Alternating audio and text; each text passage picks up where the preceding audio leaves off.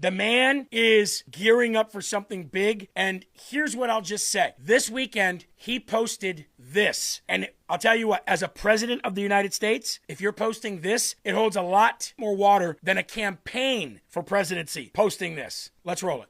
Remember John F. Kennedy Jr.? He was declared the front-runner for the New York Senate seat back in 1999. Days later, his plane crashed into the Atlantic Ocean, and his rival, Hillary Clinton, was elected senator. Mary Mahoney was a Clinton White House intern. She knew enough of the inner workings of Bill's sexual advancements to be a star witness during the Clinton impeachment trials. She was brutally executed at a Starbucks she was managing in 1997. In 1993, White House counsel Vince Foster was found dead in Fort Marcy Park near D.C. He supposedly killed himself, and among a lengthy list of potential foul play, the bullet was never found. Then there's James McDougal, a key witness for White House prosecutors. He was serving his 3-year sentence for bank fraud at the Fort Worth Federal Medical Center in Texas. And just before he was to give a testimony before the grand jury, McDougal suffered a heart attack in solitary confinement. In 2015, Walter Scheib, a White House chef hired under Bill Clinton, joined the list. His body was found at the bottom of a river, nearly 2 miles from the base of the trail he was reportedly hiking. An autopsy determined that Scheib's death was accidental drowning, but he might have known too much. 27-year-old Democratic National Committee staffer Seth Rich was shot and killed in D.C. this year.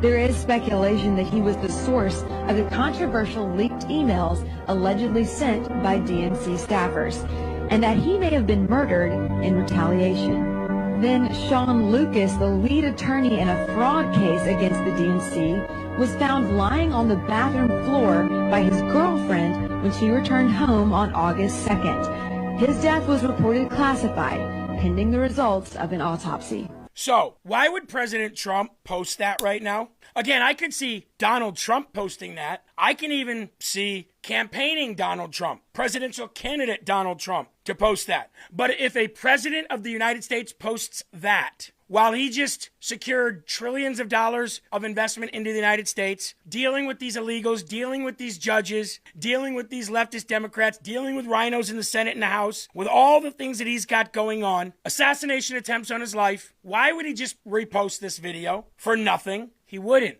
His attention to detail is too great. Now, everybody else can say, oh, it's a cryptic message, it's this, it's that, it's Q, right? Fact of the matter is, just think of it in a logical sense, just a normal, everyday sense of logical thinking. Why would a president of the United States of America post a video that says everybody around Hillary and Bill Clinton dies? Especially after hearing what I just told you about that FBI raid. Now, let's go and move on to what Donald Trump wrote on Truth Social this weekend about the auto pen. These were all back to back to back to back, folks. It was like one day he was just like, I am going to drop the hammer on everybody. Whoever had control of the auto pen is looking to be a bigger, and bigger scandal by the moment. It is a major part of the real crime. Quote, capital letters, that the presidential election of 2020 was rigged and stolen. What? So he's saying, let's just stop right there. He's saying that whoever had control of the auto pen is looking to be a bigger and bigger scandal by the moment. It's the major part of the real crime that the presidential election of 2020 was stolen. So he's saying everything that happened in the Biden administration is a result of the real crime, which was a stolen presidency. Whoever is in charge of the auto pen is part of a bigger crime, which is the stolen election, which would mean that the pardons are a part of a bigger crime. Signing bills into law as legislation is part of a bigger crime. The open border policy is part of a bigger crime. The lying about Joe Biden's cognitive and physical health, now with the cancer diagnosis, is part of a bigger crime. And the bigger crime is this: all roads lead to Obama. He's posting this stuff all weekend. Again, either Donald Trump woke up on the right side of the bed, or this is things that he's working on. Attention to detail, right? Let's go on here. Millions and millions of people knew that. But the radical left Democrats waged a campaign of inoculation and innocence like none that has ever been waged tweets before. And then in capital letters again, this is why the unselect committee of political thugs who were given a full and complete pardon by a person who wielded the now illegally used auto pen. Okay, I want to stop right there. If Donald Trump keeps saying this happened,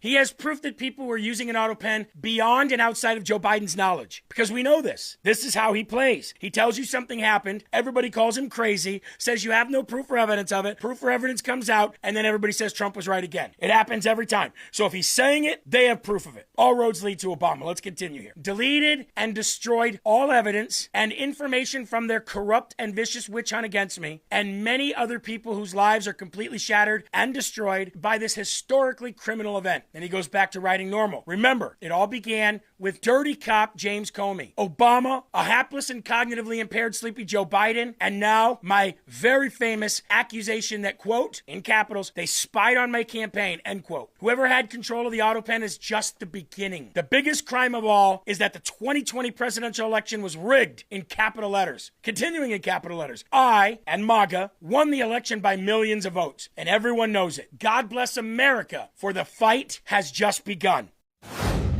Hey everyone, thank you very much for watching. If you want to watch more, or maybe even catch an entire episode of Live from America, all you have to do is watch us daily at 11 a.m. Eastern Standard Time on rumble.com/LFA TV. See you there.